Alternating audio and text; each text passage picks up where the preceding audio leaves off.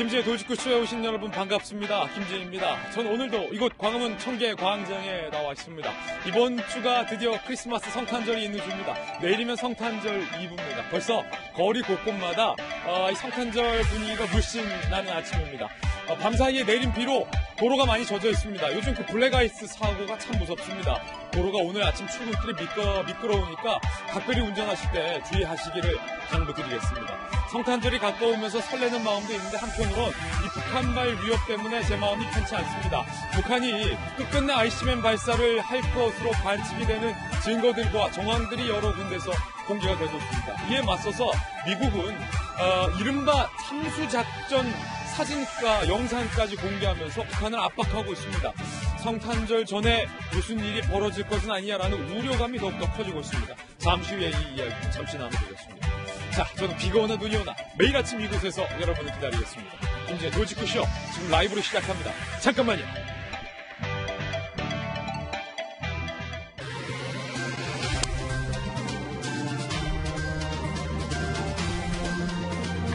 신문 읽어주는 남자입니다. 이른바 청와대의 선거 개입 논란이 정치권을 강하게 강타하고 있습니다. 그런데 오늘 새로운 내용이 나왔습니다. 송병기 부시장의 업무 수첩에 VIP가 임동호 형제를 미워한다라는 내용이 적혀 있다는 겁니다. 이 보도 내용이 사실이라면 VIP가 의미하는 바는 누구인가? 문재인 대통령이 아니냐라는 관측이 많습니다. 왜 임동호 형제를 미워했을까? 임동호 전 최고는 송초로 시장의 당내 라이벌로 알려져 있습니다. 그 이유에 대해서 잠시 후에 상세하게 분석해 보겠습니다. 오늘 조간신문 어떤 내용 보도하는지 저와 함께 보시죠. 먼저 동아일보입니다. 자, 북한 소식입니다. 사진 한번 보시죠. 북한의 김정은이 군 간부 80여 명을 한데 모아두고 이렇게 격앙된 모습으로 두 팔까지 번쩍 들어올리며 뭔가를 강조했습니다.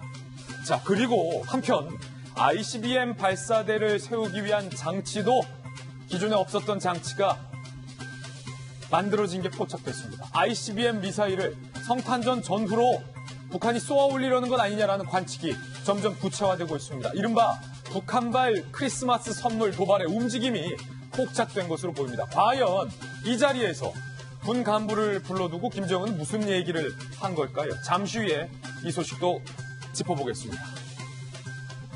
네, 이번에 다음 신문입니다. 경향신문입니다. 자, 국회는요, 비례용 위성정당을 만드는 둥 아니면 석패율을 한다는 둥 논란이 많습니다. 갑론을박입니다. 자, 민주당과 4+1에서 선거법을 통과시킬 경우 한국당에서는 비례대표용 위성정당을 만들겠다라고 공식화해서 이게 논란입니다. 선거법 협상 다시 와글와글.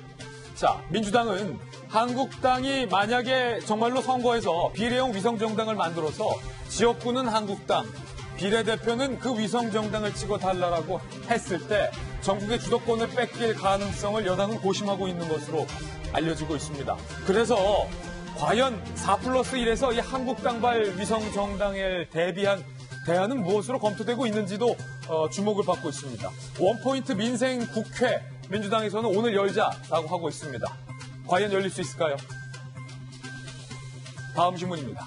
이번엔 한국일보입니다. 그 원포인트 본회의. 여당, 오늘 원포인트 본회의 취진. 한국당에서는 일단은 달갑지 않습니다. 지난 예산안과 관련돼서 날치기에 대한 사과부터 하라라고 한국당은 맞받고 있습니다. 여당, 예산 부수법안 우선 처리하자라고 제안을 했지만 한국당에서는 반대하고 있다는 얘기죠. 문희상 의장은요, 교수단체 3당 회동을 소집했습니다. 국회 강경 대치에 출구가 될지 한편으로는 주목이 되고 있습니다. 잠시 후에 여의도 상황 숨가쁘게 돌아가고 있는데 잠시 후에 짚어보겠습니다. 자, 그런가 하면 정의당이 지난 선거에서 이른바 지역구는 민주당을 찍어주고 정당은 정의당을 찍어주세요 라고 선거운동을 한 것이 뒤늦게 알려져서 논란이 되고 있습니다. 잠시 후에 이 역시 짚어보겠습니다. 다음 신문입니다. 이번엔 조선일보입니다. 자, 바로 이거예요. 송병기 업무 수첩에 이런 얘기가 나왔다는 겁니다. VIP에게 임동호 형제는 용서할 수 없다라는 메모가 송병기 부시장의 수첩에서 나왔습니다. 이 VIP는 대통령을 지칭하는 것으로 추정되고 있는데 그렇다면 대통령의 절친 송초로 시장의 라이벌인 임동호 전 최고의 형제를 왜 용서할 수 없을 정도로 미워했을까? 왜 송병기 부시장은 이런 내용을 업무일지에 적어놨을까? 궁금해지는 대목입니다. 잠시 후에 이 업무 수첩 내용 상세하게 분석해 보겠습니다. 다음 신문입니다. 이번엔 중앙일보입니다.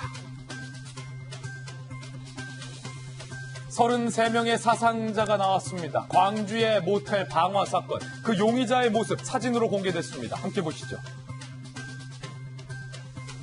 자, 이 용의자 본인이 불을 지르고 정작 본인은 불이 무서워서 도망쳐 나온 것으로 확인됐습니다. 이 사람의 이 행동 때문에 33명의 사상자가 났고 또 한 명의 사망자가 나왔습니다. 지금까지 2명이 목숨을 잃었습니다. 3층 객실 베개에 불을 붙였는데 왜 불을 붙인 건지 잠시 후 오늘의 핫플에서 상세하게 다뤄보겠습니다. 자, 경찰은 이 남성을 긴급 체포했습니다.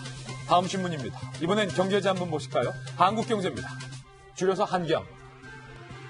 자, 12, 16 규제가 나왔죠. 부동산 규제가 나왔습니다. 15억 원 이상 부동산 살 때는 대출 1원도 안 내준다라는 규제입니다. 그런데 그 규제 이후에 전셋값이 정말로 천정부지로 오르고 있습니다. 한국경제는 정부가 전셋값에 기름을 부었다 이렇게 썼습니다. 대치동, 목동, 이른바 교육특구에서는요. 웃돈 줄 테니 전세만 구해달라라는 진풍경도 나오고 있습니다. 자, 사진 한번 보실까요?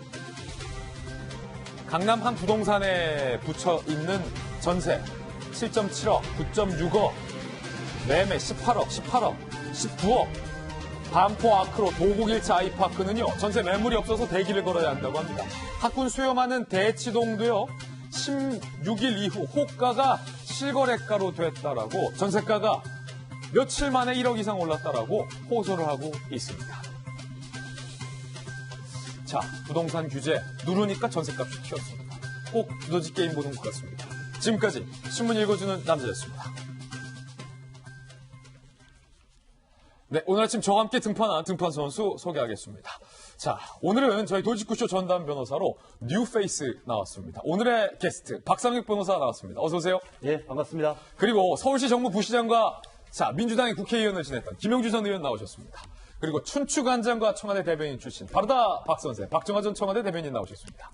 그리고 전직 앵커 출신 한양대학교의 장희영 교수님과 돌직구쇼의 명품 시그니처 김병인 박사님 나왔습니다. 모두들 어서 오세요. 네, 오늘의 키워드 3가지도 준비했는데 하나씩 전해드립니다. 먼저 첫 번째 키워드는 천방지축.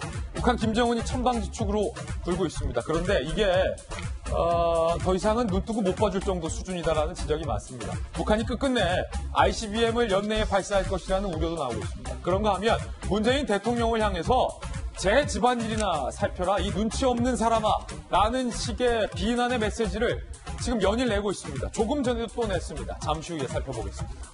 그리고 두 번째 키워드는요, 이겁니다. 이심전심입니다. 과연 송병기 업무수첩에 나와 있는 것처럼 청와대와 송철호 후보 측이 이심전심이었을까요?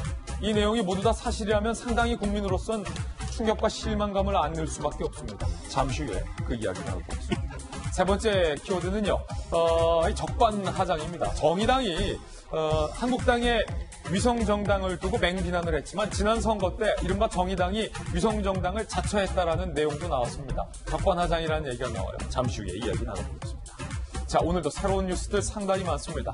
오늘의 탑뉴스로 시작하겠습니다.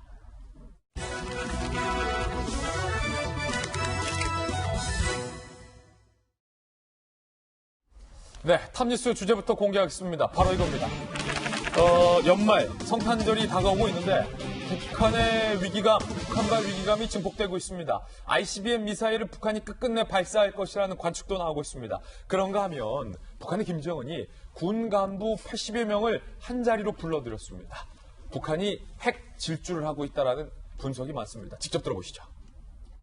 조성된 복잡한 대내외 형편에 대하여 분석 통보하시면서 정세 변화 흐름과 우리 혁명 발전의 관건적 시기의 요구에 맞게 인내 문제를 비롯한 나라의 전반적 무장력을 더욱 강화하기 위한 중요한 조직 정치적 대책들과 군사적 대책들을 더히 결정하며 조직 문제를 취급할 것이라고 하시었습니다. 국가 방위 사업 전반에서 결정적 개선을 가져오기 위한 중요한 문제들과 자위적 국방력을 계속 가속적으로 발전시키기 위한 핵심적인 문제들이 도의됐습니다. 자, 지금 보신 것처럼 군 간부 80여 명을 한자리에 불러두고 김정은이 뭔가 두 팔을 만세하는 듯한 뭔가 격앙된 것으로 뭔가를 지시했습니다. 그 장면 상당히 이례적이기 때문에 저희가 영상으로 다시 한번 준비를 해봤는데 영상 한번 같이 여러분들도 분석을 해보시죠. 자, 바로 이 장면인데요. 자, 이 김정은의 집무실 많이 눈에 익으시죠? 김정은이 지난 연말에 트럼프 대통령을 향해서 경고를 했던 그 집무실입니다. 그 집무실 안에서 군 간부 80여 명을 불러다 두고 김정은이 뭔가를 지금 계속해서 설명을 하고 있습니다. 손 제스처를 보면요. 야, 이거 이렇게 쏴서 이렇게 날아가서 이렇게 하라. 뭔가 그런 제스처로 보이긴 합니다. 북한 조선중앙통신은 구체적인 지시 내용에 대해서는 공개를 하지 않았지만 저 장면 자체가 상당히 이례적이라는 장면이에요. 전문가들의 분석이 나오고 있습니다. 과연 이거 ICBM을 여기에 딱 세워 라는 그런 제스처는 아닐까라는 생각도 듭니다.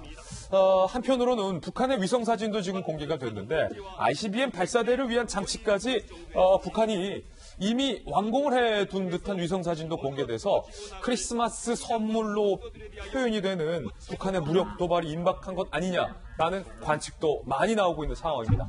자, 김영주 의원님께서 이 분야 전문가시니까 지금 이 집무실에서 김정은이 뭔가를 지시하는 긴박한 장면, 이거 어떻게 해석해야 될까요? 사실은 이제 크게 두 가지 부분을 보면 좋을 것 같아요. 노동당의 중앙군사위원회가 뭐 하는 곳이냐. 그것은 첫 번째는 중앙군사위원회는 북한의 핵 전력에 대한 논의를 하는 곳이라는 게 굉장히 중요한 거고요. 거기서 또 어떤 키워드를 만들어냈냐 하면 자위적 국방력이라는 키워드를 만들었어요. 자위적 국방력 자체가 핵무력을 의미하는 겁니다. 쉽게 얘기하면 중앙군사위원회에서 핵무력에 대해서 굉장히 밀도 높게 말하자면 한다라고 하는 것은 크리스마스 선물이 주요하게 핵과 관련된 의제다. 그런 거고 ICBM 자체의 발사대의 시설이 더 증강될 가능성이 높다.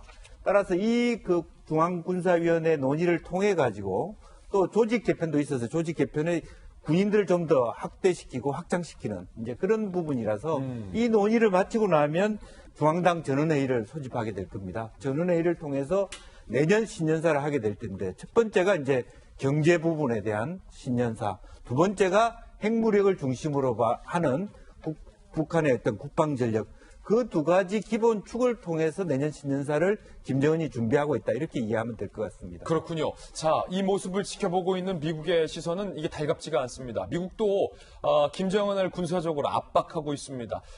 미 국방부가 한미연합훈련, 이른바 참수작전으로 불리는 북한 인사를 확보하는 작전의 사진과 영상을 이례적으로 공개를 했습니다. 그 사진 함께 보시죠.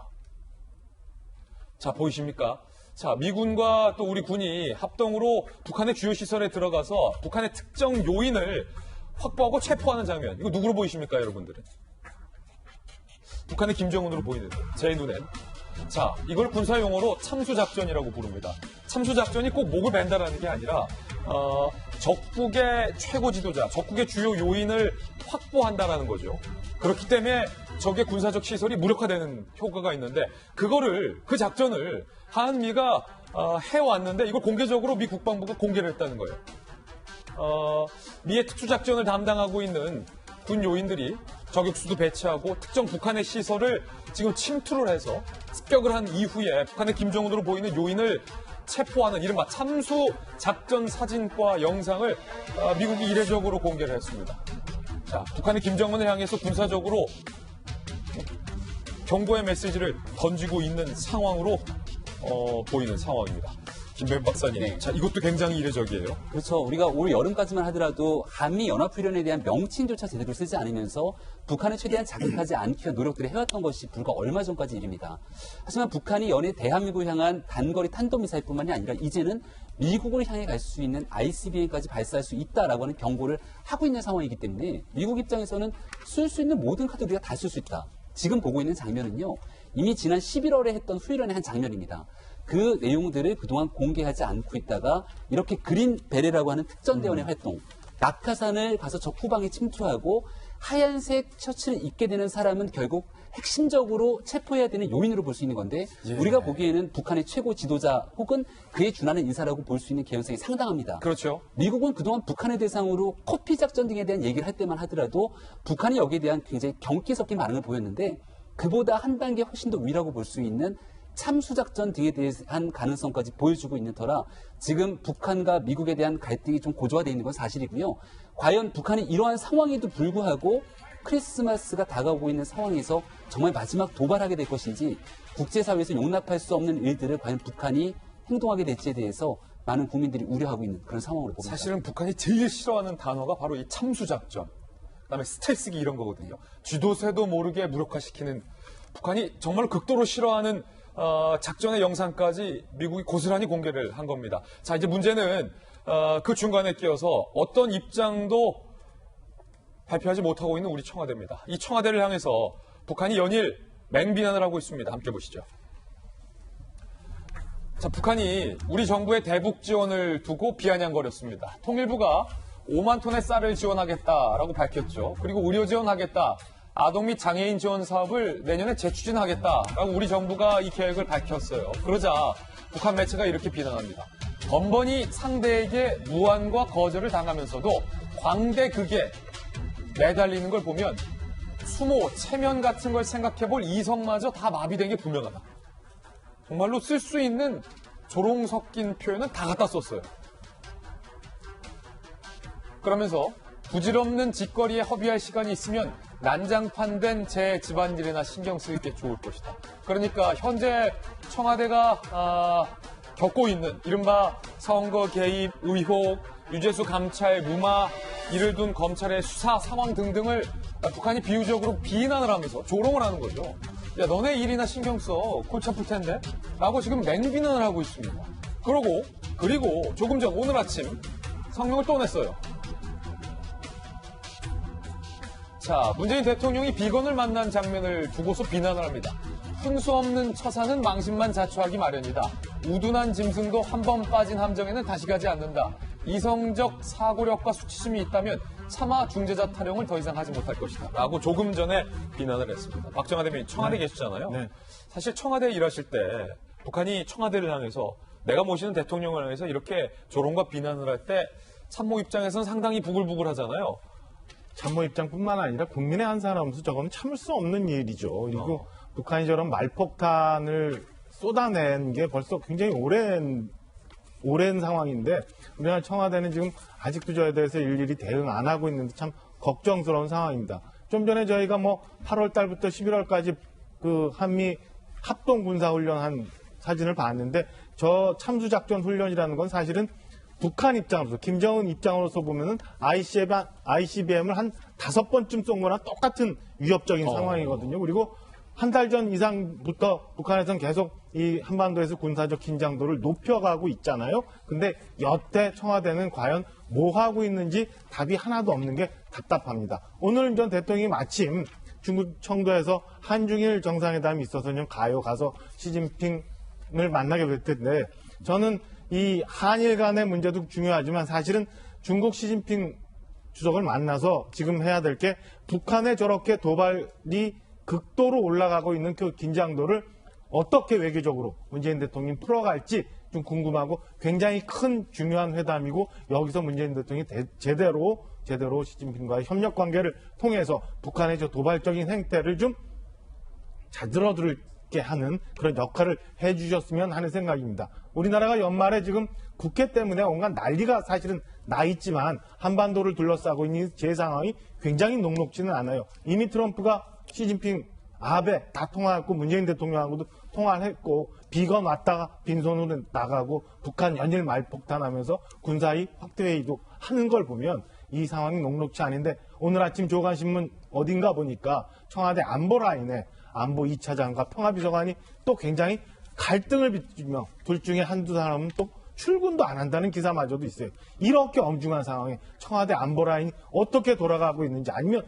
청와대는 제대로 지금 돌아가면서 역할을 하면서 대통령에게 옳은 정보를 분석해서 보고하고 있는지 궁금합니다. 다시 한번 청와대 분발 부탁을 드립니다. 예, 우리 청와대를 지칭하며 우둔한 짐승만도 못하다라고 오늘 북한이 조롱하는 대목까지 소개를 해드렸습니다. 아, 기분 나쁘네요, 북한. 자, 이번엔 저희가 준비한 두 번째 이슈입니다. 소음병기 부시장의 업무 수첩에 VIP가 임동호 형제를 용서할 수 없다라는 식의 문구가 있다. 과연 이게 어떤 의미일지 오늘 새로운 송병기 부시장과 관련된 업무 수첩과 관련된 내용도 전해드리겠습니다. 용서할 수 없는 임동호 형제. 그 메모 내용부터 바로 보시죠. 자, 송병기 업무 수첩이 일종의 검찰 내에서 트리거건 역할을 하고 있다는 분석이 많은데 오늘 새롭게 나온 내용은 이겁니다. 2017년 10월에서 11월 사이에 작성이 된 내용이고요. VIP에게 임동호, 임동욱 형제입니다. 송철호 시장 측의 당내 라이벌이었죠. 용서할 수 없는 자들이다 라는 메모가 적혀있는 거예요. 자, 이게 의미심장합니다. 송병기 부시장이 왜 저런 표현을 적었을까? 과연 송병기 부시장이 그냥 자의적으로 자기가 추측해서 적은 내용이라고 볼 수 있을까? 의문이라는 거죠. 왜냐하면 송병기 업무 수첩에는 지금까지 임동호 전 최고가 자리를 요구한다라는 내용도 적혀 있었고 DH와 당이 임동호 전 최고를 제거한다라는 내용도 적혀 있었고 실제로 그 내용대로 송철호 시장이 단독 공천을 받지 않았습니다. 자, 이게 무슨 의미일까? 검찰은 송철호 단독 공천 과정에 문재인 대통령의 의중이 개입된 것으로 의심을 하고 있습니다. 결국 용서할 수 없는 자를 제거한 것 아니냐라는 겁니다. 용서할 수 없는 자 제거. 2017년 11월 중앙당과 BH, 임동호 제거라는 메모가 앞서 메모와 뭔가 맥이 닿아 있다는 거죠. 결국은 송철호 체제로 정리한다라는 내용도 적혀 있었어요. 송 장관 체제로 정리한다. 중앙당과 BH가 임동호를 제거하고 송 장관 체제로 정리한다. 2017년 말에서 지난해 초까지 당내 경선에서는 송철호 시장이 임동호 전 최고보다 불리했었다라는 정황도 나왔습니다. 2018년 4월 3일 하지만 이걸 뒤집고 당은 송철호를 단독 공천하기에 이르릅니다. 자, 그렇다면 용서받을 수 없을 만큼의 이유가 무엇일까? VIP에게 용서받지 못한 이유가 무엇일까? 한 조간신문에는 이렇게 추측이 되고 있었는데요. 2016년 울산 국회의원 선거 때 임동호 전 최고의 동생인 임동욱 씨가 민주당 후보로 울산 국회의원에 출마를 한 바 있습니다. 그리고 당시 송철호 시장은 무소속으로 국회의원에 출마를 한 바 있습니다. 임동호 자서전 중에는 당시 동생에게 단일화와 사퇴 압박이 있었다. 내게도 여러 곳에서 연락이 왔었다. 라고 이른바 사퇴 압박에 대해서 적혀 있습니다. 단일화를 하지 않았어요, 결국. 이 임동호 형제는. 그 바람에인지는 모르지만 새누리당 후보가 울산에서 당선이 된 바 있습니다. 결국은 저 일 때문에 임동호 형제는 VIP에게 용서할 수 없는 존재가 된 것 아니냐라는 관측도 오늘 나오고 있는 대목입니다. 자, 김영주 전 최고. 네. 김영주 의원님. VIP, 임동호 형제 용서할 수 없어. 이게 과연 무슨 의미일까요? 사실은 이제 그것은 저는 말하자면 2017년 10월 12일 송철호 전 국민고충처리위원장 시장이 그 청와대를 방문하고 난 다음에 다녀왔던 그동안에 있었던 청와대 관련자들 포함해서 다녀왔던 이야기를 송병기와 나눈 송병기에게 들려준 것을 송병기가 정리한 메모라고 보면 될 것 같습니다. 네. 그렇기 때문에 그 일정한 그 말의 주체가 송철호 시장이기 때문에 그 말을 다 100% 믿을 수 없다라고 보는 전제가 필요할 것 같고요. 부분적으로 만약 그런 표현이 있었다면 이건 덕담 수준이었을 거다. 나는 당신을 매우 인간적으로 존중하고 대통령 입장에서도 송철호 후보가 꼭 좋은 일을 했으면 좋건데 그런 의미에서 나는 참 그 형제들이 좀 밉지. 이런 차원의 얘기는 해볼 수도 있지만 실제로 이분들이 임동욱은 말하자면 민주당을 위해서 그동안에 험지에서 그야말로 출마했던 자이기 때문에 사실은 밉다고 표현하기는 대통령 스타일도 그렇고 쉽지 않은 표현이라고 봅니다. 대통령이 절대 그런 말씀 하실 분도 아니지. 다만 네. 인간적으로 송철호를 생각했을 때 좀 이 사람들이 좀 피해줬으면 얼마나 좋았겠냐. 이제 그런 뉘앙스의 얘기는 저는 덕담 수준에서 나눌 수 있지 않았겠느냐. 다만 이런 부분은 있습니다. 2016년 3월 달에 송철호 후보가 임동욱 후보에게 후보 단일화를 요청했을 때 임동욱 후보가 박맹우 송철호는 이미 철진한 정치인이라고 맹공을 해요. 실제로 만약 경선을 하면 당내 경선을 하지 왜 무소속으로 나가서 그렇게 하냐.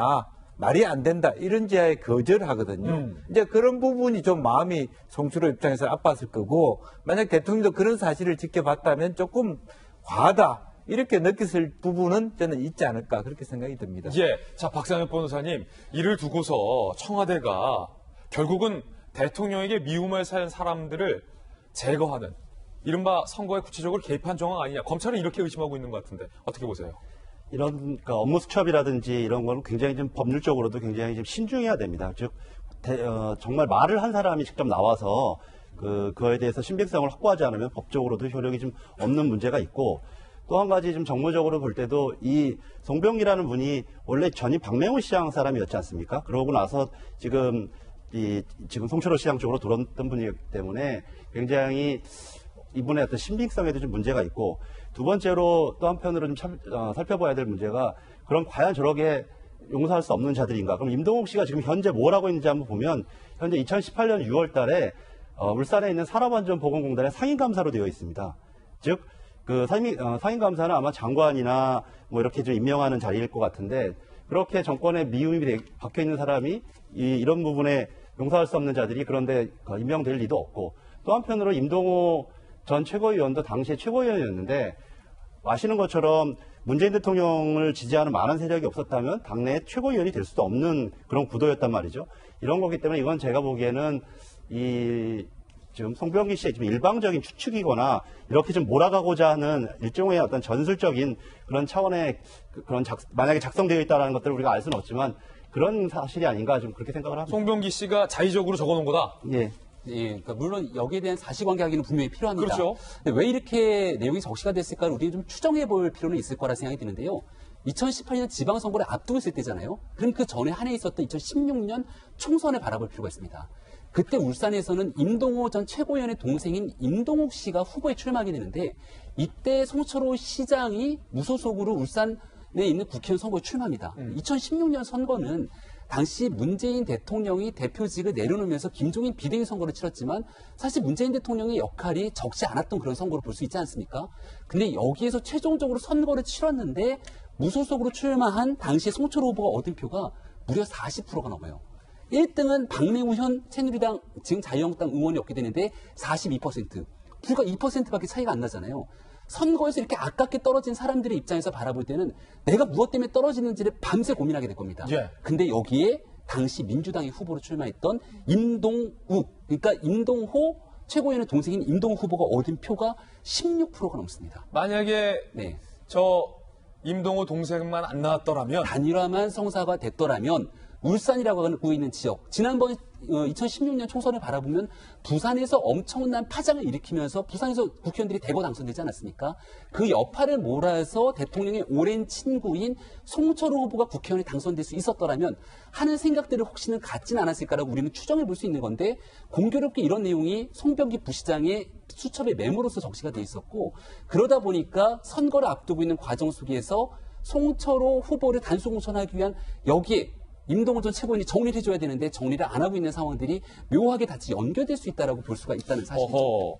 그러니까 만약에 송병기 업무수첩에 이 한 문장만 나왔다면 이건 사실은 기사거리가 아니에요. 송병기 씨의 자의적인 주장일 수도 있다라는 건데 지금까지 나왔던 송병기 업무수첩의 내용들 BH와 당이 임동호 전 최고를 제거 그리고 임동호 자리 보전 그리고 무슨 오사카 영사 얘기도 오고 갔다.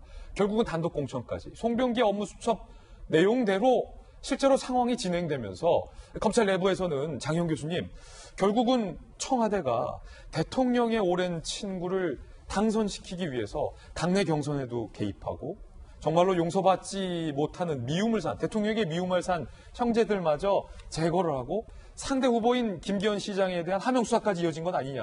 검찰은 당연히 지금 이렇게 의심을 하고 있다는 거예요. 그렇죠. 지금 수사도 아마 그쪽 방향으로 진행이 되고 있는 것으로 알고 있고 지금 현재 그 송 시장도 뭐 이르면 이번 주 안에 소환할 수 있다 이런 전망까지 나오고 있는 상황이 아마 지금 그런 큰 틀에서 검찰이 이 사건을 보고 있는데 기인한 것이 아닌가 하는 생각이 듭니다. 지금 누가 봐도 그 당시에 아까 안타깝게 그 당시에 만약에 임동욱 씨가 안 나왔더라면 송 시장이 그 당시에 시장이 될 수 있었다라는 그 한석이 굉장히 중요한 상황 아니겠습니까? 그러다 보니까 지금 그 공공병원, 산정호병원 이야기도 나오고 있고 여러 가지 것들이 선거 직전에 무산되니 어쩐 이 과정에 청와대가 개입했느니 여당이 개입했느니 친문 인사가 개입했느니 여러 사건이 나오고 있는 상황인데 수첩의 내용에 대한 진위 여부에 대해서 여러분들이 말씀하셨지만 굳이 2017년 수첩에 지금 2019년에 이 상황을 대비해서 허위로 적어놨을 거라고 생각할 수는 또 없어요. 그러다 보니까 여러 가지 정황상 저 내용에 대한 진위는 아마 법적인 걸 떠나서 어느 정도 신뢰성은 전 있다고 보는데, 그렇게 본다면 지금 검찰의 수사가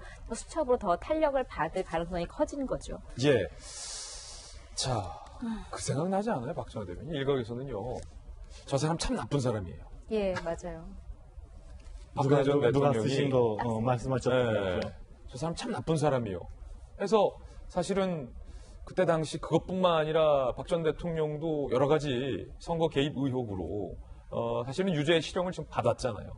그 장면을 본 국민들 기억에 용서받을 수 없다, 미워하는 사람들이다.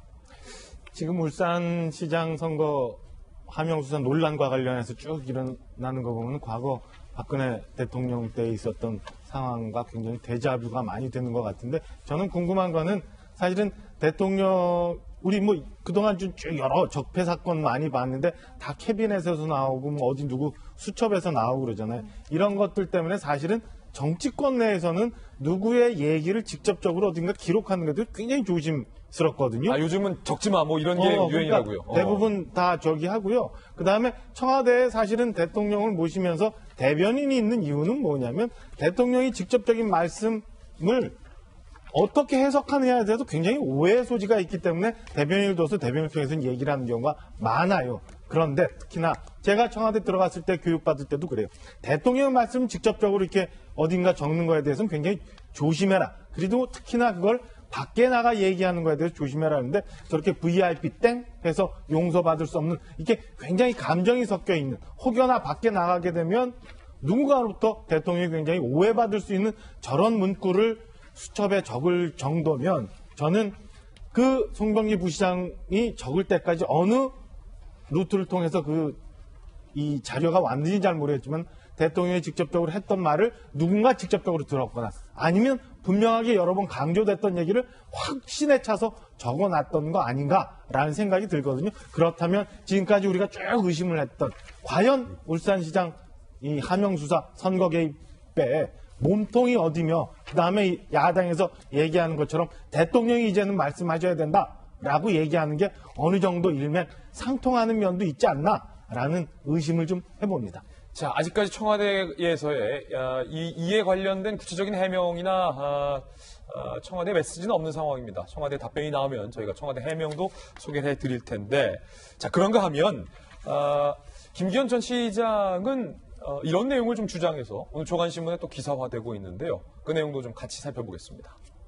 자, 바로 이 부분인데, 울산 과기원 졸업식이 있었어요. 울산에서는 굉장히 큰 행사 중에 하나인데, 작년 2월 12일이에요. 당시 김기현 울산시장 재직 당시였죠. 문재인 대통령이 울산 과기원 졸업식에 참여해서 노무현 전 대통령 때와 또 현재 일까지 울산 과기원의 업적을 대통령이 강조를 한 바 있습니다. 자, 여기까지는 좋은데 문제는,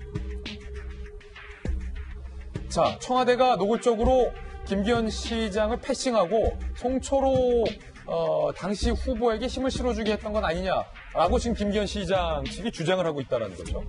자, 졸업식 직전 김기현 시장의 주장에 따르면 청와대로부터 올해는 울산시장의 축사와 시상을 자제해달라라는 요청이 있었다는 거예요. 그래서 김기현 시장은 대기하고 있다가 대통령께 잠시 인사만 하겠다라고 청와대 측에 이른바 중재안을 제안했지만 청와대에서는 아예 나오지 마라라고 선을 그었다라고 지금 김기현 시장 측은 주장을 하고 있습니다. 문 대통령이 학교 둘러보고 학생들과 사진 찍을 때도 시장에 참석을 원하지 않았고 환송 인사도 짧은 티타임 요청도 받아들이지 않았다. 자, 결국 김기현 당시 시장은 문 대통령 축사하던 단상 뒤쪽에 있다가 현장을 떠날 수밖에 없었다라고 현재 주장을 하고 있는 상황입니다. 다른 지역은 어땠을까? 문재인 대통령은 비슷한 시기 부산 3월, 대구 3월, 제주 4월 방문 때는 당시 시장과 원희룡 지사 등등을 만났다는 겁니다. 유독 울산시장만 패싱한 것 아니냐라는 얘기가 울산 바닥에서 나오고 있습니다. 이에 대한 청와대 입장은요, 울산 방문 땐 대통령 일정상 시간의 여력이 없었다. 특정인을 배제한 적 없다라고 반박을 하고 있는 상황입니다. 변호사님. 좀 전에도 그 2016년 선거를 대입해가지고 업무에 그 얘기를 하시지만, 만약에 그 임동욱 씨가 무소속으로 나오고 송철호 현 시장이 그 당시에 민주당 후보로 나왔으면 조금 납득이 갈 수도 있을 것 같습니다. 그러나 임동욱 씨가 민주당 후보로 나오고 반대로 송철호 현 시장이 무소속 후보로 나왔는데 이것을 가지고 그 오랫동안 민주당에 대해서 애정을 갖고 왔던 대통령이 미워할 수 없는 자들이다. 이렇게 말하는 것은 너무나 본말이 좀 전도되어 있다는 생각이 들고요. 또 두 형제가 오랫동안 민주당에서 헌신해왔다는 것들도 다 알고 있기 때문에 이것은 너무나 좀 일방적인 주장에 불과하다는 생각이 듭니다. 또 이 사건도 마찬가지입니다. 지금 부산이나 대구라든지 얘기하지만 그것도 다 야당 시장이 있었던 곳인데 정말 잘 대통령과 만나서 즐거운 대화를 나눴단 말이죠. 그렇기 때문에 지금은 지금 청와대 설명 그대로 일정이라든지 여러 개 그런 것들 있지 않겠습니까? 그런 것들을 좀 폭넓게 이해해 줬으면 좋겠다는 생각이 듭니다. 저는 조금 의아한 게 사실은 대통령이 외부 행사를 하게 되면은 의전, 경호, 홍보 이런 라인들이 사전에 소위 답사라는 거래요. 답사를 대통령이 어느 지점에 서 있다. 그러면 그때 당시 기자들은 어느 지점에 포인트를 놓고 카메라를 놓는다. 그리고 대통령이 몇 분 움직이고 나면 누구가 옆에 서 있는다. 이런 것까지 다 조율을 하거든요. 그렇게 해서 한 1, 2주 전에 지방행사 같은 경우 다 조율을 하는데 현지에서 대통령이 뭐예요? 행정수반 아니에요? 행정부 수반. 그러면은 지방을 가게 되면 행정부 수반 대통령 바로 다음 뭐냐면 그 현지에 있는 광역단체장이 제2인자가 되는 겁니다. 장관을 제외할 경우. 그러면 제2인자가 요구하는 것에 대해서 의전이나 경호에서 웬만하면 가급적이면 다 받아들이는데 저런 일이 지금 현재까지는 일단 김기현 전 시장의 일방적인 주장이니까 뭐 대통령을 만날 수도 없게 하고 그다음에 뭐 축사도 하지 말라고 하고 이런 것들이 과연 현실적으로 가능한가? 현실적으로 가능합니다. 의전이 충분히 장난을 치려고 한다면. 그러니까 이게 만약에 김기현 전 시장이 주장하는 바대로 저렇게 했다면 저는 청와대의 민정 라인뿐만 아니라 모든 라인이 무언가 송철호 시장을 위해서 그리고 김기현 전 시장의 선거를 방해하기 위해서 종합적으로 총체적으로 움직였을 개연성도 충분히 있는 단초다라는 생각을 좀 해봅니다. 자, 그런가 하면 검찰의 또 하나의 수사 갈래는 이른바 송철호 시장의 공약을 지원해주기 위해 정부가 부당하게 뭔가를 개입한 건 아니냐라는 갈래에 대해서도 수사가 진행 중인데요. 김기현 시장의 주장대로라면 이렇게 김기현 시장을 배제하는 움직임과 동시에 송철호 후보가 청와대에 단독으로 들어갔다라는 정황도 오늘 새롭게 나왔습니다. 그런데 중요한 건 송철호 후보가 청와대에 단독으로 들어가서 면담한 이후에 그 이후에 공약들이 어떻게 됐는지를 좀 살펴봐야 할 필요가 있어 보입니다. 함께 보시죠.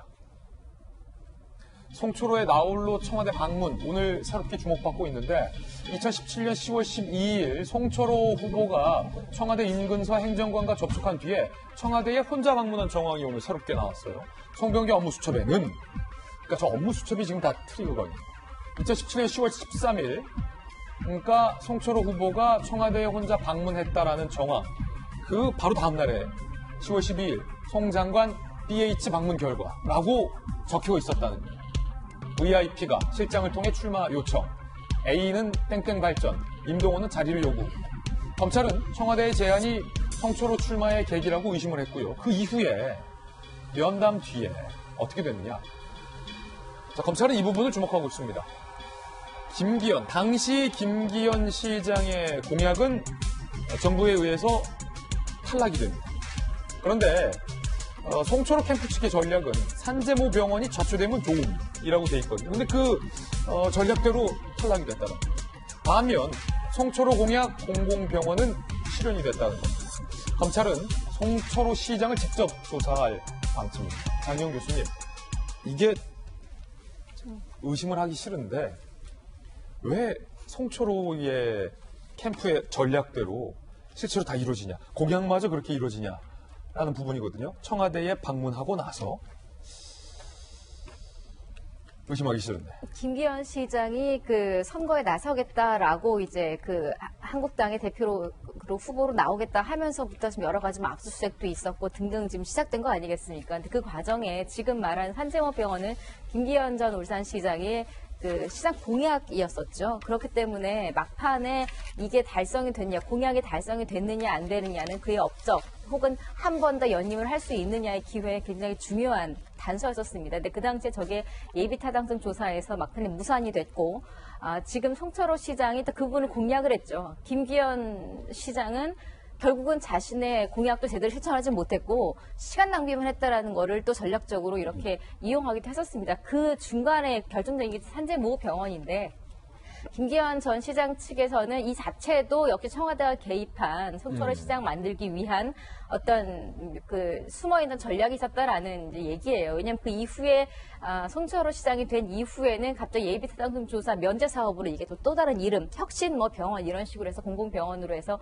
이게 통과가 되는 이제 사업을 진행하기로 또 결정이 나거든요. 이 미뤄졌다, 과정에. 소위. 예, 그리고 이제 산재호병원 그때 예비타당성 조사에서 탈락된 경위도 김기현 전 시장의 얘기대로라면 이런저런 그 기준 잣대를 다르게 해서 탈락이 억울하게 됐다라는 거예요. 근데 문제는 산업재모병원이 사실 설립된 취지를 본다면 누가 당선되기 위해서라기보다 진짜 그 병원의 목적을 보자면 산업재해를 겪고 계신 분들이 얼마나 더 빠른 시간 내에 제대로 치료를 받고 또 업무에 다시 복귀를 하고 여러 가지 이제 편익에 관한 공공사업의 일환이었었는데 이게 정치적으로 이렇게 활용이 됐다라는 거 아직 밝혀지진 않았습니다만 단정할 수는 없습니다만. 단정할 수는 없습니다만 그게 긴 시간 동안 끌다가 결국은 타당성 예비조사에 탈락을 해 그 과정을 저도 열심히 봤거든요. 왜냐하면 편익적인 면에서 왜 탈락이 됐는지, 그러니까 정말 탈락돼야 될 거라면 탈락도 돼야 맞죠.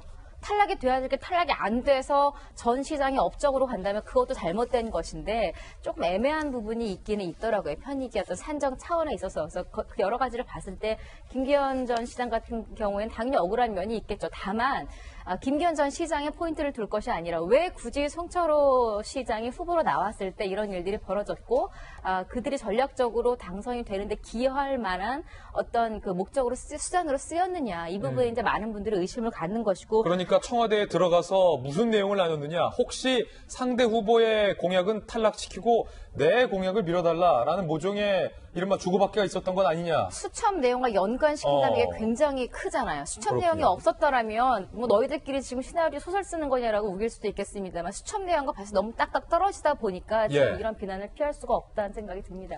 그러니까요. 아직 단정적으로 말씀드릴 수는 없지만 김영주 의원님 저는 개인적으로 저 송병기 씨 저 수첩 꼭 갖고 싶어요. 왜냐하면 그 뭐 데스노트라는 영화 있잖아요. 적응대로 다 되잖아요. 저 수첩에 무슨 효과가 있는지 모르는데 만약에 아무것도 아니면 마법이 있는 수준이에요. 뭐 적는 대로 다 돼. 당내 후보도 없어지고 적는 대로 공약도 다 되고 적는 대로 상대 후보에 대해서 수사도 진행되고 마법의 수첩 같아요. 사실은 그 마법을 실현할 가능성을 높이기 위해서 권력을 잡게 되죠. 다만 어쨌든 그래서 여당 후보를 찍는 배경이 나는 그 정도 내 공약을 실현시킬 수 있다라는 측면에서 시작되기 때문에 누구나 그런 경험을 하는데 문제는 예비타당성 조사든 어떤 형태든 그것이 합리적인 잣대를 가지고 했느냐의 문제입니다. 특히 울산 같은 경우는 굉장히 자동차, 우리나라 근대 산업의 근거지로서 산재모병원이 가지고 있는 중요도가 있는 거거든요. 그래서 국가가 어떤 특정 말하자면 여당이냐 야당이냐를 따지지 않고 합리성에 따라서 집행했느냐. 어떻게 보면 이게 상권 분립의 정신의 핵심일 수도 있는데 그걸 지켜봐야 되고 이거는 말하자면 기재부를 지금 압수수색한 이유가 그걸 제대로 했는가를 지켜보는 거 아니겠습니까? 이제 그런 걸 지켜보면 될 것이고 이제 그런 차원에서 사실은 이제 공공병원조차도 어떻게 보면은 대통령 공약도 지역에서 원하는 요소들을 취합한 게 대통령 공약이기 때문에 이 공약은 우리 거, 이공은 저거 것이라고 보기 어려운 부분이 사실은 있습니다. 이제 그런 면을 잘 지켜볼 필요가 있겠다는 생각이 듭니다. 예, 마치 마법의 수첩처럼 적는 대로 착착착 진행됐던 송병기 부시장의 업무 수첩. 과연 검찰은 이 업무 수첩을 어떻게 볼까요? 마법이라고 수사 결과를 발표할까요? 아니면 정말로 실세 힘이 있는 수첩이었다라고 발표할까요? 그 결과를 좀 지켜봐야 할 것 같습니다. 이번엔 저희가 준비한 다음 뉴스입니다. 진중권 교수가 동양대에 사표를 말 그대로 집어 던졌습니다. 그러면서 왜 사표를 냈는지에 대해서도 밝혔는데 오늘 새 뉴스입니다. 함께 보시죠. 진중권의 작심 발언, 사직 써낸 이유에 대해서 이렇게 썼습니다. 내가 학위도 없이 교수로 특채된 것 자체가 보기에 따라서는 적폐의 일부일지도 모른다는 생각이 들었다라고 말하면서 보수정권 시절 나를 지켜주신 분께 진퇴에 관한 고언 드리려면 최소한 직을 내놔야 하는 게 예의라고 생각했다라고 밝혔습니다. 그러면서요.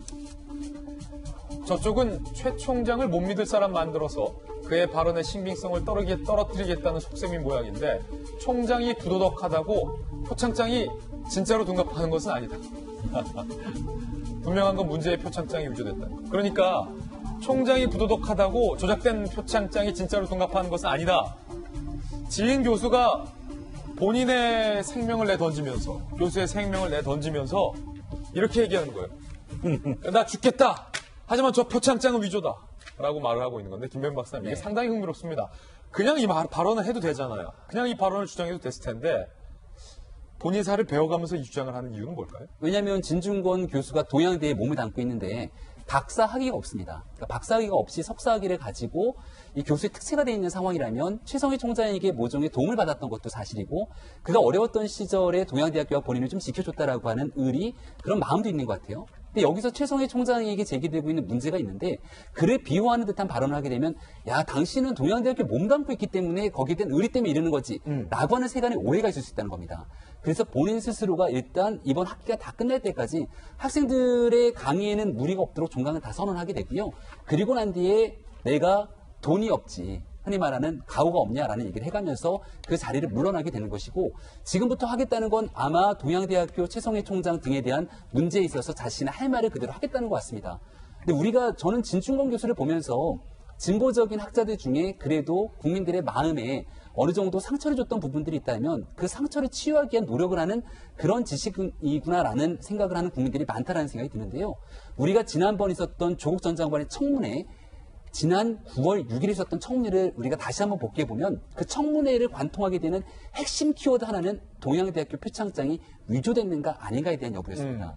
그 당시에 청문회를 주도하게 되는 수많은 여당의 국회의원들조차 나서서 이 청문회가 이 표창장이 위조됐다고 볼 수 있는 근거가 있냐면 오히려 조국 전 장관이 비워내는 듯한 모습을 굉장히 많은 상황을 보여줬습니다. 표창원 의원 등등이 굉장히 비호했죠. 오히려 여기에 대해서 청문회장이 막 소리를 질러가면서 얘기하는 모습을 보게 됐을 때 야 어떻게 이렇게 일방적으로 단언해가면서 조국 전 장관 당시 후보자 편에 들 수 있지? 라는 생각을 지울 수가 없었는데요.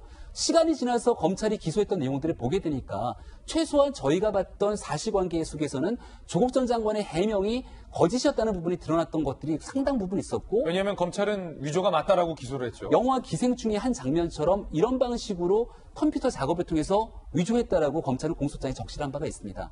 그러다 보니 지금 현재 진중권 교수가 하고 싶은 얘기는 자꾸 그런 식으로 사람에 대한 공격보다는 사건의 진실들을 봐야 되는데 왜 그렇게 가게 되는가. 한마디 꼭 더 드리고 싶은 건요. 그 당시에 정경심 교수와 최성희 총장 간의 모종의 통화 등이 있었다 얘기가 있으면서 보도가 됐던 게 총장님 그러면 다칠 수 있어요 라는 얘기가 보도됐던 기억 나실 겁니다. 근데 실제 시간이 지나고 나서 보니까 이 표창장의 위조 여부에 대한 부분의 사실관계 진위보다는 제일 먼저 공격을 받게 돼서 첫 번째로 다치게 되는 게 최성희 총장이 되는 것 같거든요. 그러다 보니 이렇게 흘러가게 되는 모종의 상황에 대해서 사건의 진실을 조금 더 국민에게 알리고 싶어하는 진중권 교수가 다음에는 어떤 행보를 보일지 굉장히 귀추가 주목됩니다. 진 교수 그 첫 번째 문장 보면 상당히 흥미로운 표현이 나오거든요. 그거 다시 한번 볼까요? 진중권 교수의 방금 글. 자, 저쪽이라는 표현이 다 나오는데 저쪽은 최 총장을 못 믿을 사람 만들어 발언의 신빙성을 떨어뜨리겠다는 속셈이 모양인데 라고 하잖아요. 진 교수 주장이긴 합니다만 최 총장의 학력과 관련돼서 뭔가 문제가 많다라는 사실이 나오고 있는데 그거를 저쪽이 저렇게 만들고 있다. 저쪽이 누굴까요? 저쪽이 있나 봐요?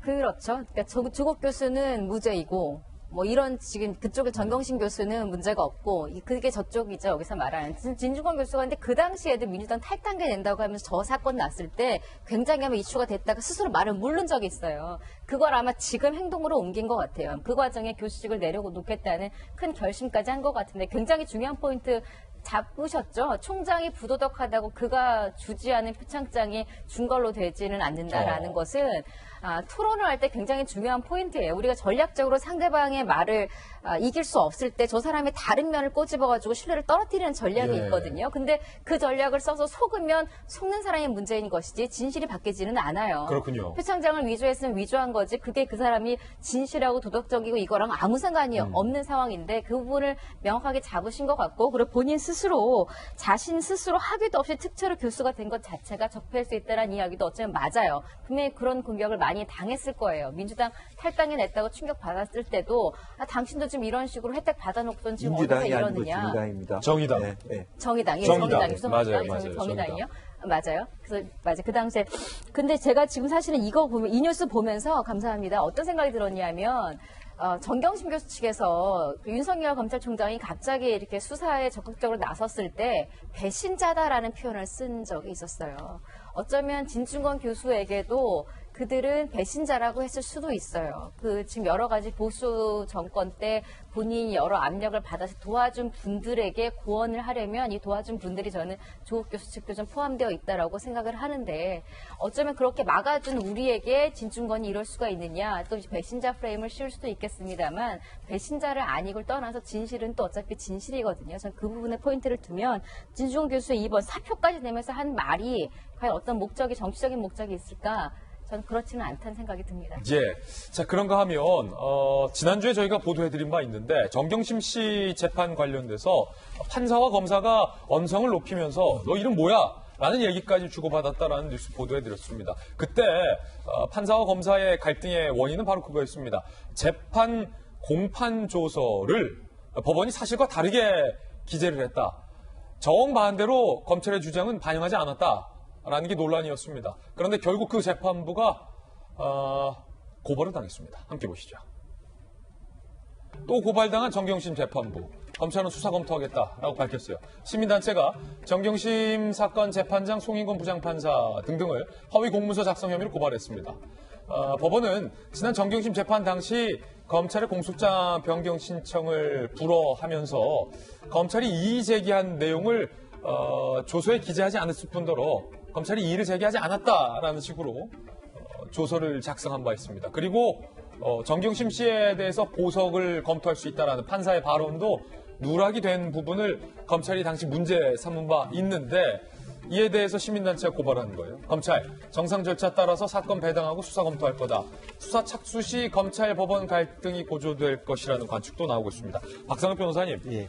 그때의 어떤 판사와 검사와의 갈등은 저희는 처음 봤던 초유의 일이었는데 시민단체 고발까지 지금 이루어졌어요. 이거 어떻게 될까요, 앞으로?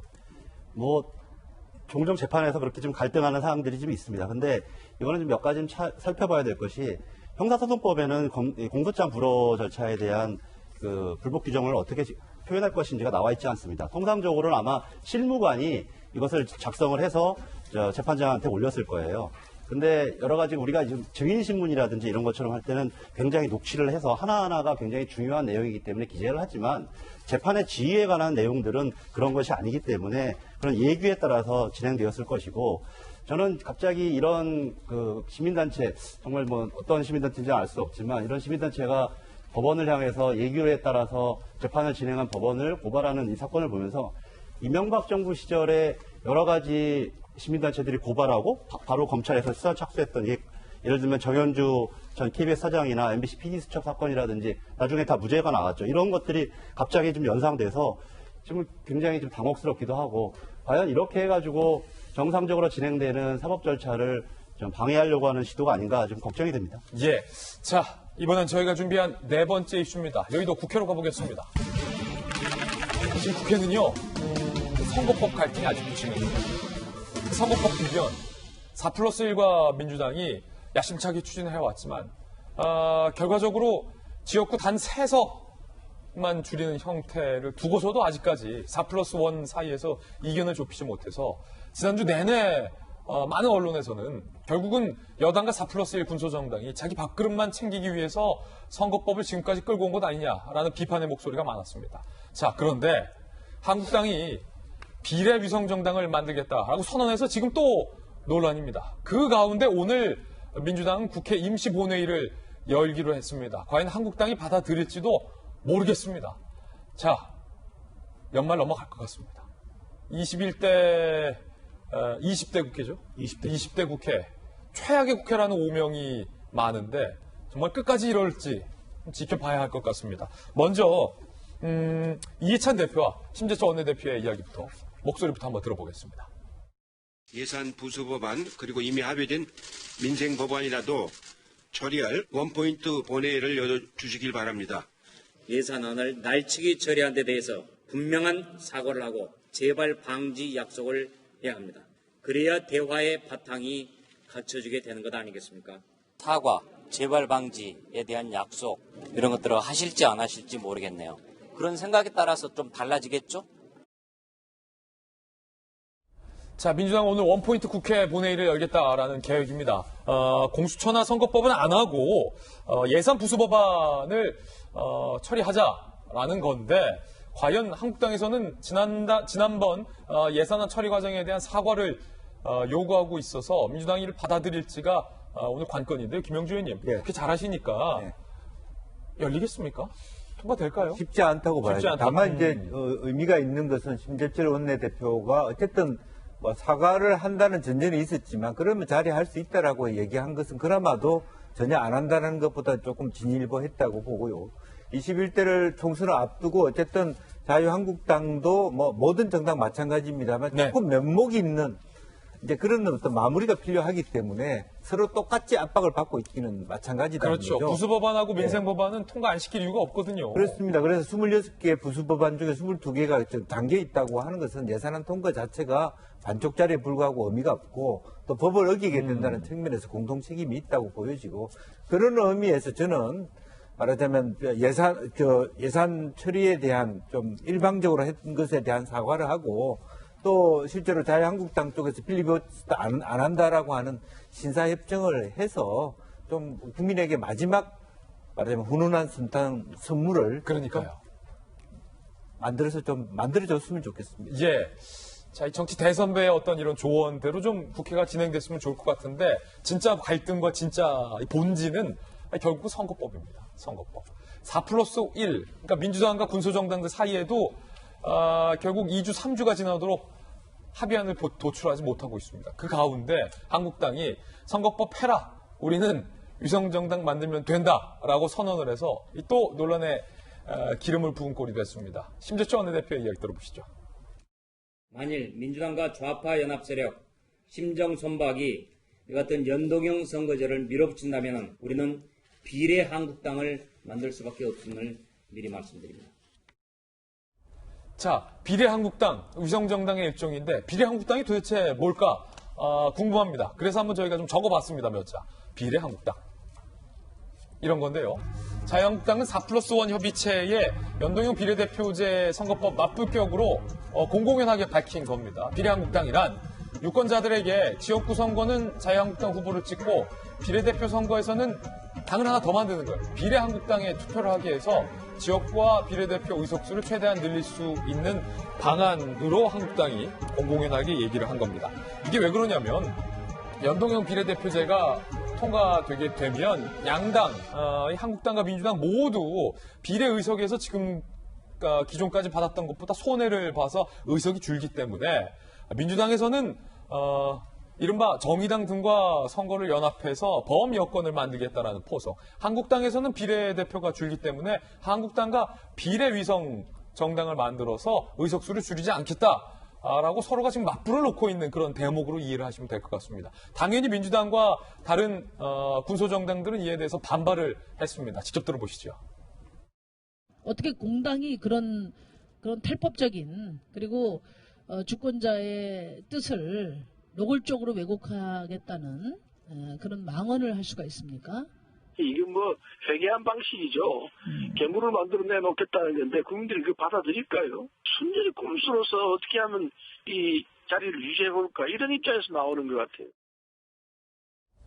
자, 정의당과 민주당은 막말이다라고 비례한국당에 대해서 비난을 하고 있지만 지난 선거 때 민주당과 정의당이 이른바 이런 위성정당 역할을 서로 해왔던 게 드러나면서 논란은 다시 부메랑으로 돌아가고 있습니다. 바로 이런 전단지를 뿌렸다는 겁니다. 자, 나라는 민주당에 맡기셨다면 정당 투표는 정의당입니다. 정의당이 지난 선거 때 배포한 이제 선거 공보물입니다. 그러니까 지역구는 민주당을 찍으시고 비례대표는 정의당을 찍어달라라고 정의당이 호소를 했어요. 정의당이 이른바 민주당의 위성정당 비례민주당을 자처했었다라는 게 드러나면서 지금 도대체 심상정 대표는 과거에 자기가 했던 말을 기억하지 못하느냐 라는 조롱까지 나오고 있는 대목입니다.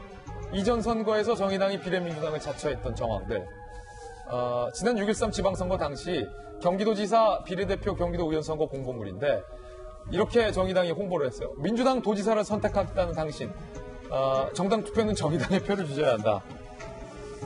자, 그러면서 1번만 찍은 줄투표는 한국당을 돕는 일이 될 수 있다 라고 선거 홍보를 했고 결국은 경기도 의원을 최초로 2명을 정의당이 배출하게 됩니다.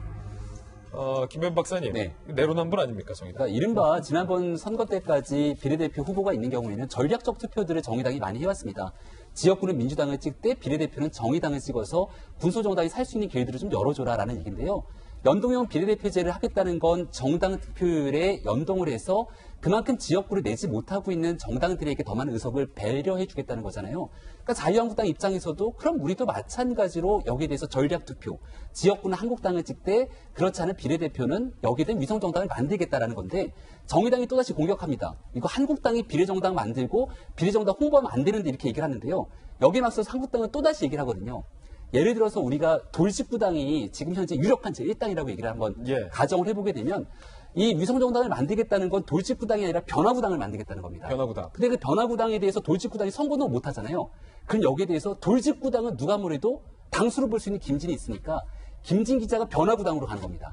그러면 홍보를 하지 않더라도 자연스럽게 돌직구당을 지역구로 찍게 되고 변화구당이 돌직구당이랑 같은 당이라고 사람들이 알 수 있게 갔다는 거죠.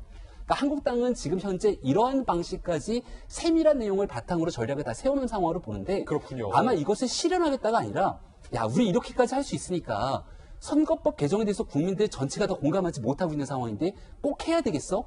이렇게 합의가 안 되면 선거법 하지 말고 일단은 넘기고 난 다음에 그 다음으로 미루는 게 어떻겠냐라고 협상의 카드로 들고 있는 건데 그럼에도 불구하고 만약 이 연동형 비례대표제가 통과가 되는 순간 아마 내년도 선거판에는 정말 요동치게 되는 별의별 희한한 상황들이 나타나지 않을까 생각됩니다. 지금 TV 보시다가 잠깐 어떻게 화장실 갔다 오신 분들은 뭐 김진희가 당 만드네 라고 오해하실 수 있을 것 같아서 그냥 은유라는 거, 비유라는 거 말씀드리는데 정의당 심상정 대표요, 박준하 대표님.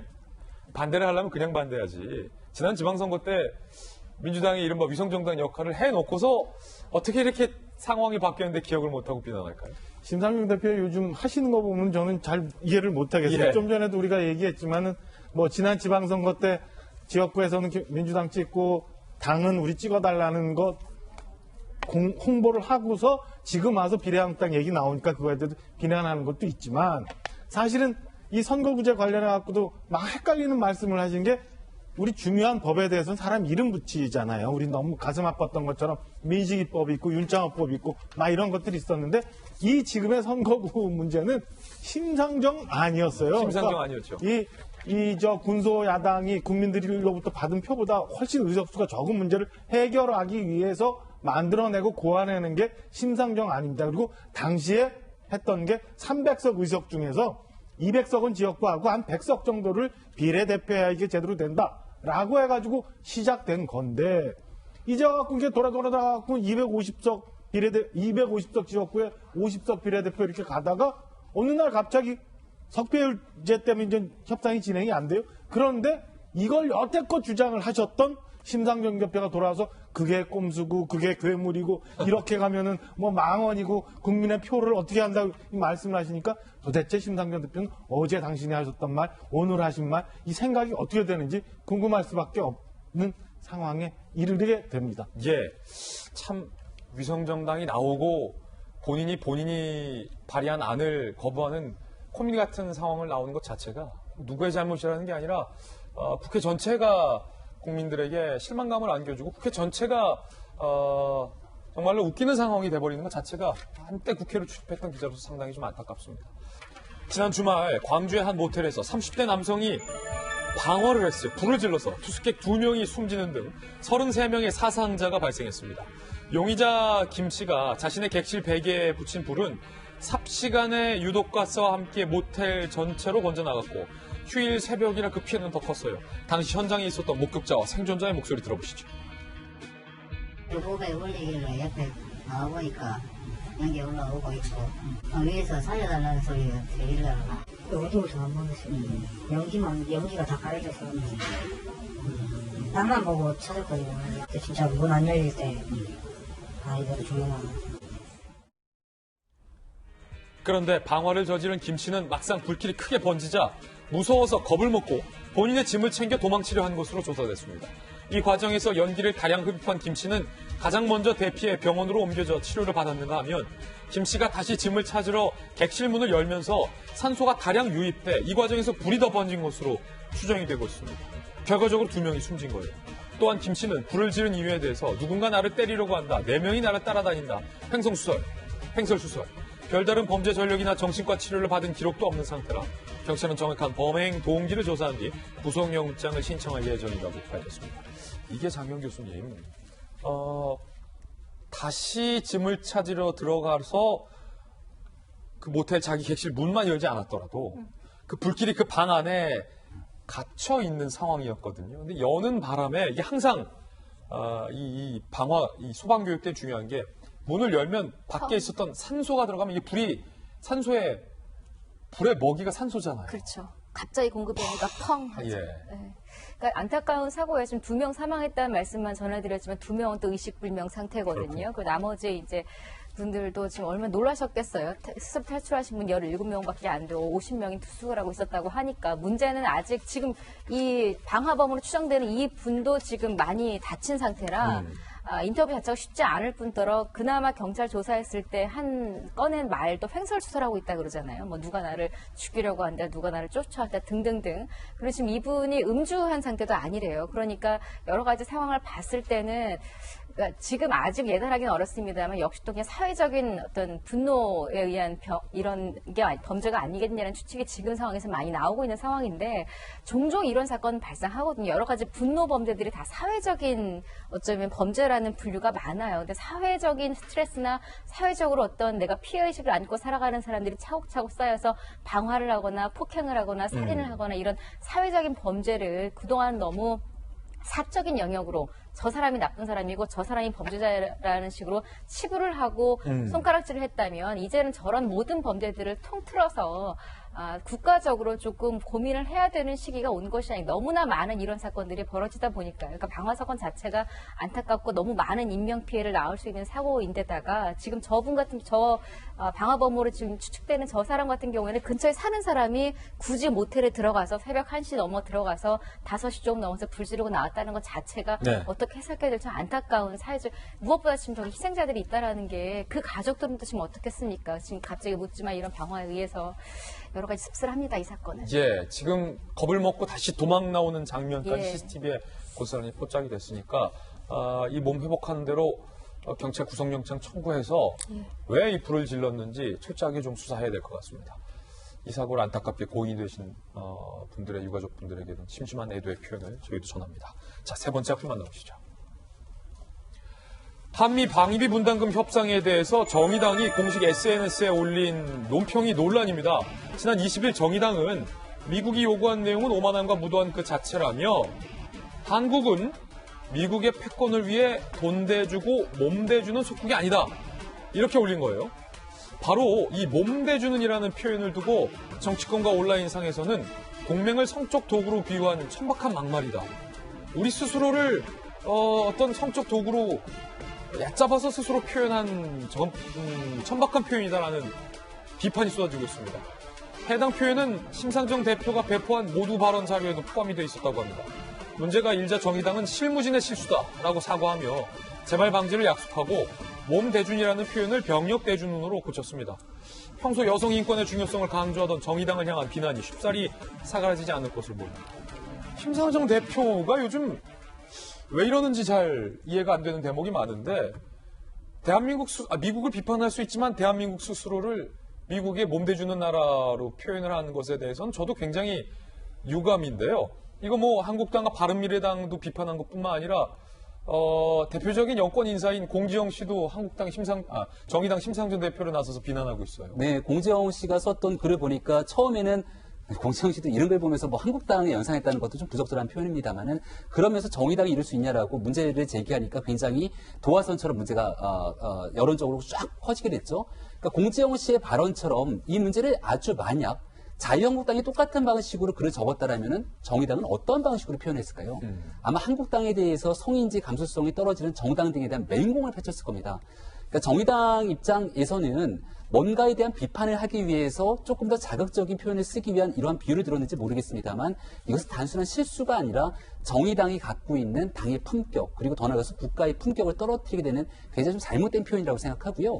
그리고 이 대변인들의 논평 등을 보게 되면 정의당뿐만이 아니라 최근에 있는 여러 정당의 대변인들의 논평이 조금 더 자극적인 언어를 쓰다 보니까 더 국민들로부터 오히려 외면당하게 되는 논평들이 나오는 건 아닌가 싶습니다.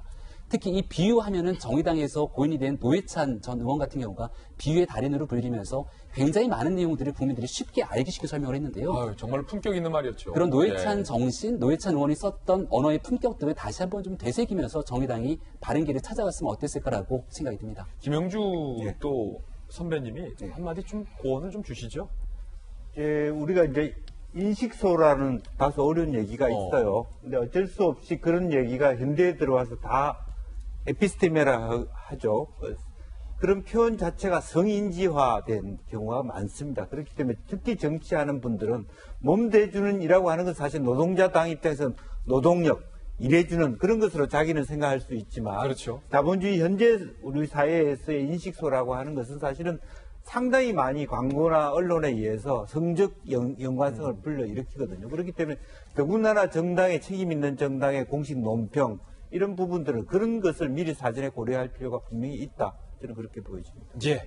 자, 이번에 네 번째 하필 주인공 만나보시죠.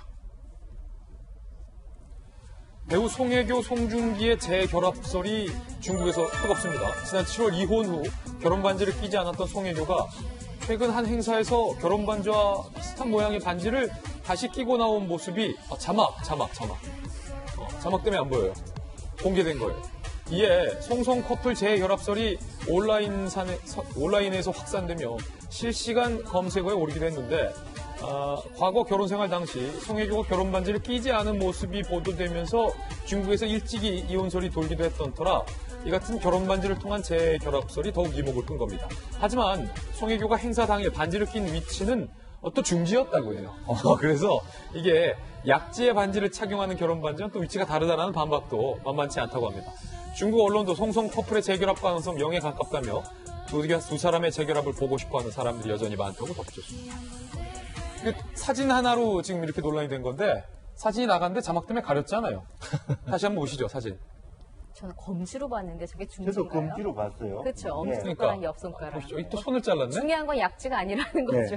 아하, 이것도 편집하는 우리. 아까는 나왔어요. 예, 나왔는데. 저도 중지가 아니라 요거죠. 검지로 봤어요. 저 굵은 반지 말하는 중지네, 거예요. 중지 맞네. 예. 왼손이긴 한데 중지네요. 엄지, 검지, 중지. 엄청 큰 화려한 반지. 중지죠. 중지네요, 중지. 중지가 맞습니다. 그 옆에 끼면은 완전 저 결혼 반지 존인데 하나 옆에 찍었는데 저 반지가 저게 어떻습니까? 지금 장윤 교수님 저기 결혼 반지랑 상당히 유사해 보이긴 한데 결혼 반지가 맞습니까? 아닙니까? 결혼 반지를 안 봐서 유사한지는 모르겠고 일단 중지에 꼈고 세기의 이혼이라고 불릴 만한 어마어마한 이혼한 지 얼마 됐다고 지금 뭐 그러겠습니까? 중요한 건 지금 저 반지 지금 뉴스 속보가 들어와서 제 장 교수님 말씀을 양해를 구하고 속보를 전해드려야 될 것 같습니다. 조국 전 장관에 대해서 구속영장을 결국 검찰이 청구를 했다는 뉴스 속보 들어왔습니다. 사실 예견된 일이었습니다. 지난주 금요일만 하더라도 저희가 조국 전 장관에 대해서 동부지검이 사실은 조사를 마쳤기 때문에 유재수 감찰 무마 의혹과 관련돼서 구속영장을 청구할 수밖에 없다. 검찰로선 이런 전망 전해드렸는데 저희 전망대로 조국 전 장관에 대해서 구속영장을 지금 검찰이 청구를 했다라는 겁니다. 사실 박정하 대변인 검찰 내부에서는요. 조국 전 장관이 구속될 수밖에 없는 이유로 가족 일가의 비리 혐의보다 청와대 내에서의 어떤 감찰 무마 의혹이 더 크다라는 얘기가 나왔었거든요. 그런 얘기가 더 많았었고 그다음에 여러 가지 설왕설래가 있었고 청와대는 이에 대해서 전 뭐 어떤 방식으로든 해명을 했다. 그게 또 다시 논란이 되고 그랬는데요. 그 검찰이 구속영장을 청구했으니까 아마 영장 내용이 곧 공개가 될 텐데 영장 내용이 보면은 그 아주 자세한 내용들이 좀 있을 것 같아요. 일단은 말씀하신 것처럼 일가와 관련된 비리와는 별도로 지금 민정수석으로 근무하던 당시 있었던 감찰 수사 문만 혹여나 우리가 앞서 얘기했던 그 울산시장 선거 관련해서도 조그마한 단서들이 좀 나올 수 있을지 아마 검찰의 영장을 한번 보면 예. 많은 부분들이 이제 해소가 좀 되지 않을까라는 생각입니다. 지금 검찰이 직권남용 권리행사 방해 혐의로 구속영장을 청구했다고 하니까 청와대 내에서 유재수 감찰, 특감반의 정상적인 감찰을 어쨌든 조국 당시 수석이 무마한 것, 중단 지시를 내린 것에 대해서 직권남용 권리 방해 혐의로 검찰은 좀 생각을 하고 있는 것 같습니다. 이제 청구가 됐으니까 영장 발부까지는 조금 며칠 상간에 좀 결과가 나올 것 같아요. 과연 법원이 청구한 조국 전 장관에 대해서 구속영장을 발부할지, 쉽게 말해서 조국을 구속시킬지, 아니면 검찰의 영장을 기각할지, 기각한다면 어떤 이유로 기각할지, 받아들인다면 어떤 이유로 구속영장을 발부할지, 그것도 좀 며칠 상간에 저희 돌직구쇼를 통해서 취재해서 여러분께 전달해드리겠습니다. 뉴스 속보 전해드리면서 저희는 60초 광고 보고 돌아오겠습니다. 네, 저희 돌직구쇼 말미에 뉴스 속보 들어왔는데 다시 한번 전해드리고 가름하려 합니다. 검찰은 감찰무마 의혹 조국 전 수석에 대해서 구속영장을 청구한 사실을 저희가 확인을 했습니다. 직권남용 권리 행사 방해 혐의로 사전 구속영장을 청구했음을 다시 한번 전달을 해드리겠습니다. 월요일 아침 저희가 준비한 순서 모두 다 전해드렸습니다. 저희는 내일 아침 9시 15분에 풍성한 소식으로 인사드리겠습니다. 오늘 하루는 분명 어제보다 나을 겁니다. 좋은 하루 되십시오. 고맙습니다.